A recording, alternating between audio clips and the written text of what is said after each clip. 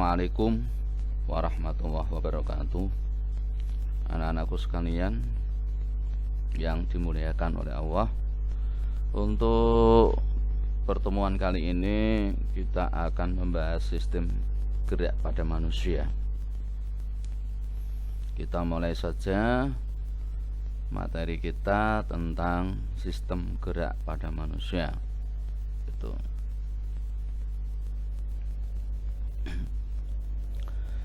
sistem gerak pada makhluk hidup ini ada sistem gerak pada manusia, sistem gerak pada hewan dan tumbuhan.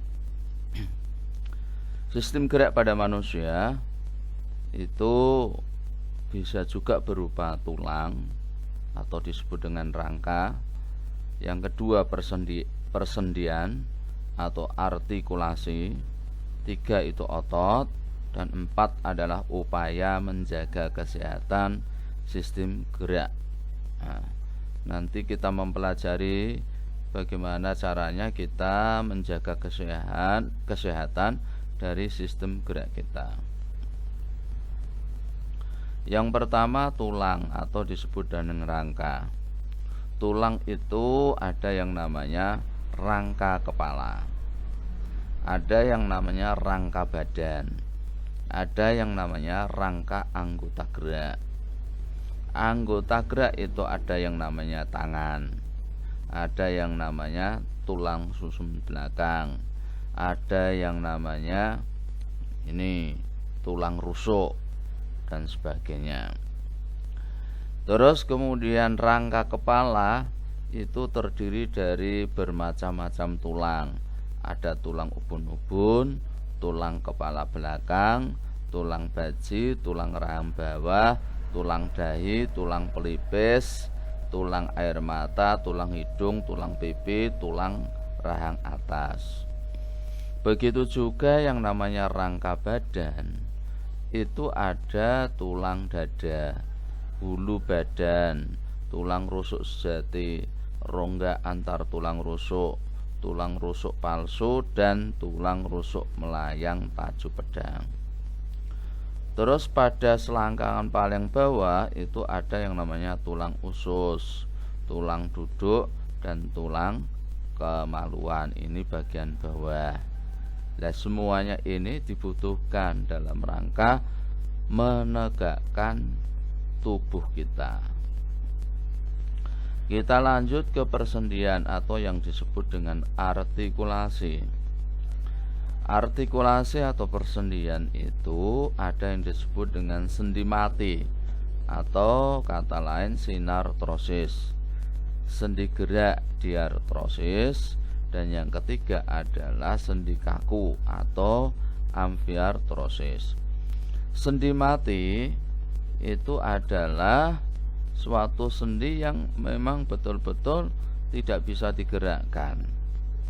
Karena apa? Adanya sumsum tulang, kemudian adanya tulang, serabut-serabut penghubung tulang.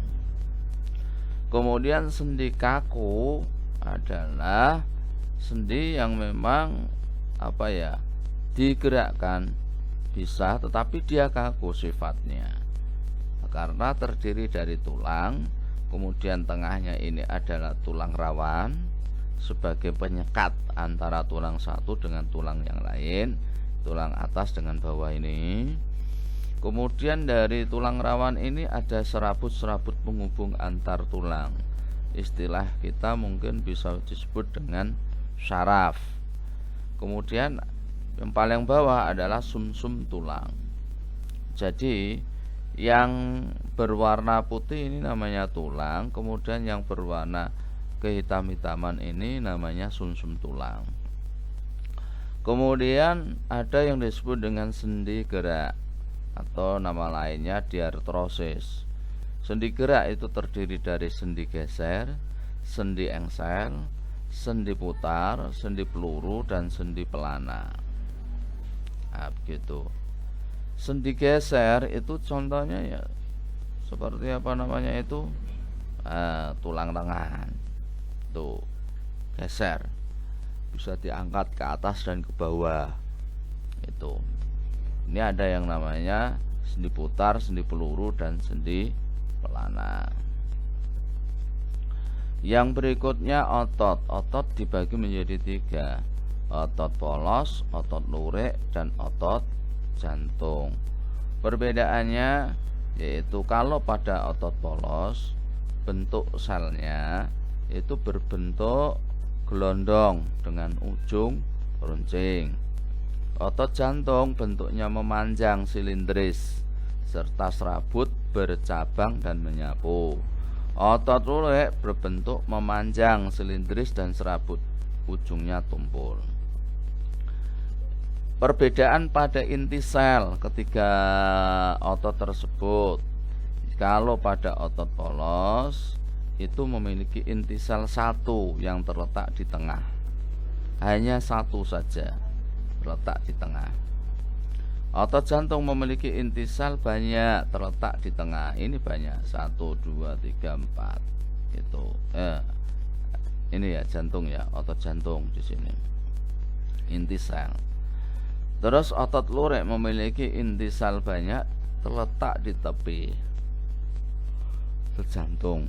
Nah, ini sebetulnya otot lurik ya. Otot lurik. Yang ketiga sitoplasma. Sitoplasma pada otot polos tanpa garis melintang yang jelas. Sitoplasma dengan garis melintang yang jelas. Sitoplasma dengan garis melintang yang jelas. Antara otot lurik dengan otot jantung pada sitoplasmanya ini punya kesamaan. Terus dilihat dari cara kerjanya. Kalau otot polos bekerja secara involunter atau di luar kehendak kita. Kalau otot jantung itu bekerja secara involunter atau di luar kehendak kita, di luar kesadaran kita. Kalau otot jantung itu bekerja secara volunter, sesuai kehendak. Ketika kita lari cepat, maka otot jantung pun akan berdetak cepat begitu. Ini perbedaan dari otot polos, otot lurik, dan otot jantung, mulai dari bentuk sel, inti sel, sitoplasma, cara kerja, kecepatan kontraksi, kemampuan kontraksi, dan letaknya. Kita lihat pada letak. Perbedaannya pada otot polos, dinding penyusun organ-organ dalam. Terus otot jantung itu ya letaknya di jantung. Otot lurik menempel pada tulang atau rangka. Itu macam dan jenis-jenis dari otot. Berikutnya bagaimana kita menjaga kesehatan sistem gerak pada manusia.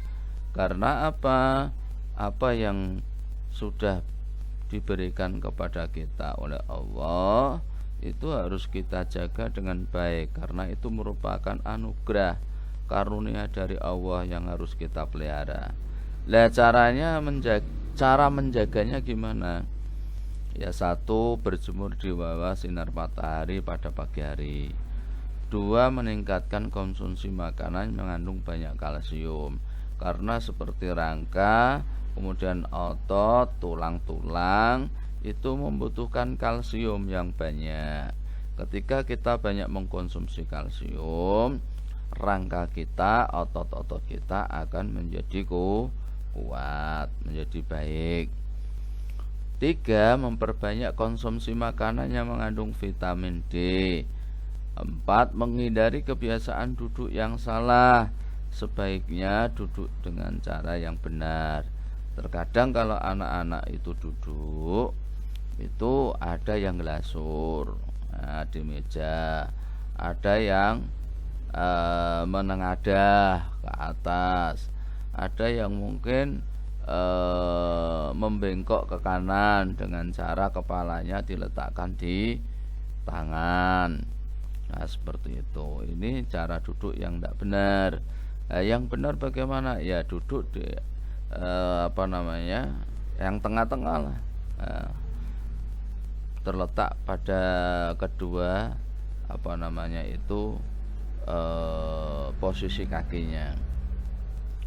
Melakukan olahraga secara teratur. Olahraga ini dilakukan secara teratur, biasa, agar nanti otot-otot kita ataupun tubuh kita ini terbiasa. Terus yang terakhir atau yang F, memperhatikan aktivitas fisik yang cukup setiap harinya. Kemudian sistem gerak pada hewan dan tumbuhan. Sistem gerak pada hewan, sistem gerak pada tumbuhan, kita bahas di situ. Sistem gerak pada hewan, ada hewan dalam air, hewan di udara, dan hewan di darat. Gerak pada tumbuhan, ada yang disebut dengan gerak autonom, gerak esionom, gerak higroskopi. Gerak autonom itu gerak melingkar aliran sitoplasma dalam sel daun Hydrilla verticillata. Gerak esionom itu contohnya gerak ujung akar menuju tempat berair. Nah, begitu. Gerak higroskopis adalah gerak membukanya spongarium pada tumbuhan paku dan tumbuhan lumut serta pecahnya kulit buah tumbuhan polong-polongan yang sudah kering. Demikian mungkin sedikit keterangan yang bisa saya sampaikan pada pertemuan kali ini.